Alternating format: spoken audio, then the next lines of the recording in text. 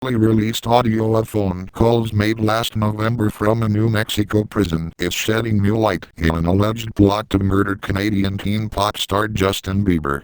Police say the calls were between Dana Martin, the 45-year-old prisoner accused of masterminding the plot, and one of the men he allegedly hired to carry out the gruesome plan. In the tapes, Martin tells the nephew of a former jailhouse friend how to suffocate Bieber using a paisley scarf and apparently his signature move. Tie it really tight, knot it in the front ones really tight, and put in a knot, and that cuts off the oxygen, and then tie it in the back again, Martin tells Tanner Ruane. That just seals the deal, he adds. In another clip, he asks Ruane whether his uncle, Mark Staake, has gone over the Bieber thing with him. Man, the way I like to work, dude, the way I work and I like to know as little as possible, Ruane replies. At another point in the call, however, he tells Martin they have bought hedge clippers, which police have said the would-be killers were to use to castrate Bieber, his bodyguard, and 2 other men connected with the star. Authorities say Martin, who is serving 2 life sentences in a New Mexico prison for the killing of a 15-year-old girl, told them he had hatched the scheme after Bieber never returned messages he sent to the 18-year-old beauty and a beat singer.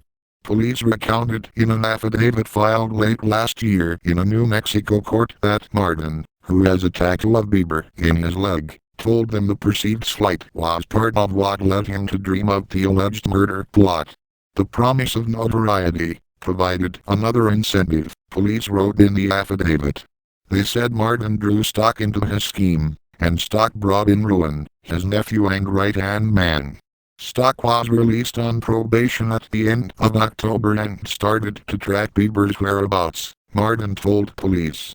The murder was to take place in New York at the end of November, according to the affidavit, which was when Bieber was in the city to give a concert.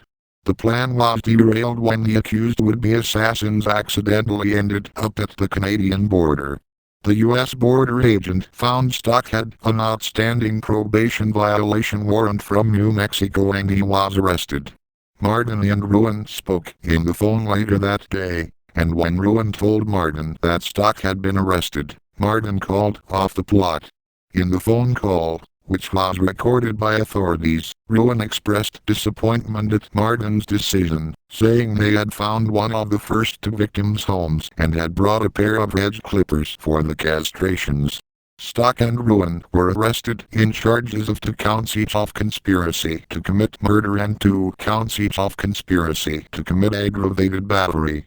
The allegations against them have not been proven in court.